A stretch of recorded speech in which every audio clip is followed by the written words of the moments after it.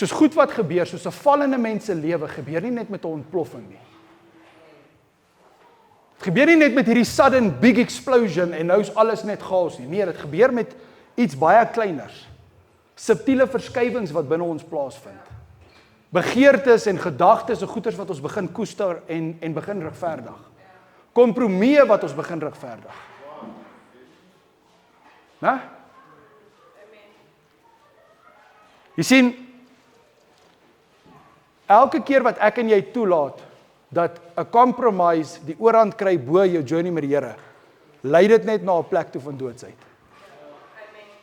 So, as jy mooi daaraan dink, niemand word een oggend net wakker en besluit net ek gaan nou my huwelik eindig nie. Niemand word net een oggend wakker en besluit ek gaan nou my verhouding met God net stop nie.